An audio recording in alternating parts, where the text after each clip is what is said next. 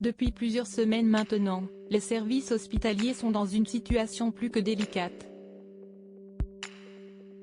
Entre les différentes épidémies de grippe, de Covid et de bronchiolite et la grève des médecins libéraux, la situation actuelle est jugée critique par le corps médical. Et comme l'a précisé Le Parisien, ce vendredi 6 janvier, c'est silence radio du côté de l'exécutif. Pourtant, tout porte à croire qu'en interne cette crise est déjà évoquée par les membres du gouvernement. On n'avait jamais atteint un niveau de crise pareil, a signalé à nos confrères un conseiller technique du ministère de la Santé. Je sens la panique à tous les étages, ça craque de partout. De passage dans un hôpital en Essonne ce vendredi matin, Emmanuel Macron doit y présenter vœux aux acteurs de la santé.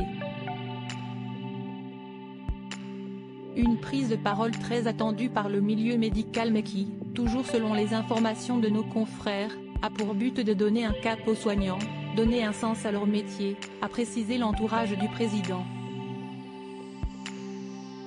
Supérieur à remaniement d'Emmanuel Macron, découvrez les ministres du gouvernement Borne. Un mois dur pour le gouvernement après une fin d'année marquée par les grèves des transports, le gouvernement doit désormais s'atteler à prendre en charge les nombreux dossiers restants.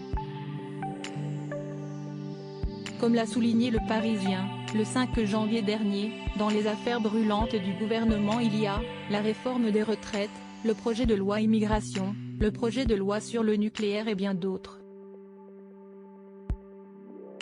Autant d'urgences qui inquiètent en interne. On va devoir tenir sur plusieurs fronts en parallèle et être bien coordonnés sur le fond et sur la forme, pour que nos réponses soient audibles, a assuré Maude Bréjon, députée Renaissance, auprès du Parisien. Une inquiétude également soutenue par François Patriat, le patron des sénateurs macronistes. On n'a pas fait le choix de la facilité, mais celui des réformes. Il faut l'assumer et tenir. Ce sera dur. Crédit photo, Patrick Aventurier-Poul.